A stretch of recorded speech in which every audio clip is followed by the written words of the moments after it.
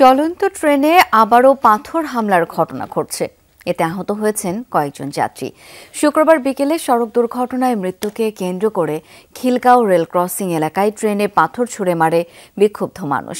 এভাবে রাজধানীর ভেতরে ট্রেনে হামলার ঘটনায় শঙ্কিত যাত্রীরা। পুলিশ জানিয়েছে হামলাকারীদের চিহ্নিত করে আটক করা হবে। Double million offer Walton fridge কিনে পেতে পারেন 20 লক্ষ টাকা, রয়েছে কোটি কোটি টাকার নিশ্চিত উপহার। বিশ্ববিদ্যালয়ের দাবিতে তিতুমির কলেজের শিক্ষার্থীরা ট্রেনে হামলা চালিয়ে যাত্রীদের রক্তাক্ত করেছে। এ ঘটনায় নিন্দার ঝড় ওঠে। এর রেশ কাটতে না কাটতেই আবারও খোদ রাজধানীতে চলন্ত ট্রেনে হামলার ঘটনা ঘটে। এবার খিলগাঁও রেল ক্রসিংয়ে এমন ঘটনা। সড়ক দুর্ঘটনায় মৃত্যুকে কেন্দ্র করে বিক্ষুব্ধরা এই হামলা চালায়। হামলার সময় দায়িত্বে থাকা গেটম্যান জানালেন, অনেক অনুরোধ করেও পাথর মারা থামানো যায়নি। যাকে যাকে পোলা বানাইছে এখানে জ্বর হয়েছে। ইন্ডিপেন্ডেন্ট টাইমে আমার যমুনাও আসছে, আমিও গেট ফালাইছি, আর আমরা কিছু করতে পারি নাই। ওরা আইসা যমুনাকে থামানোর জন্য চেষ্টা করছে, কিন্তু যমুনা আস্তে আস্তে থামায় নাই। না থামানোর জন্য ওরা ইচ্ছে মতে ইট পাটকেল ছুটছে।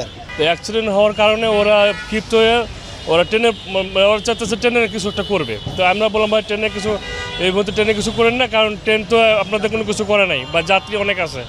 হামলার ঘটনায় ট্রেন ভ্রমণ নিয়ে শঙ্কার কথা জানান যাত্রীরা।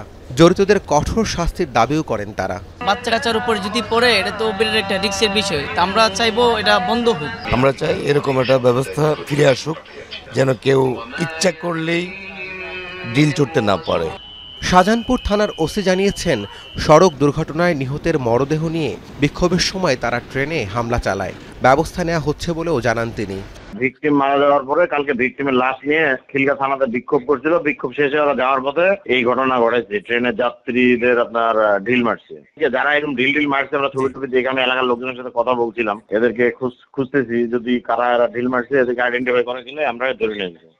যাত্রীরা বলেন, দূরপাল্লার চলন্ত ট্রেনে আগেও বহু হামলার নজির রয়েছে। প্রাণও হারিয়েছেন যাত্রী, কিন্তু দৃশ্যমান শাস্তি না হওয়ায় বারবার এমন ঘটনা ঘটছে।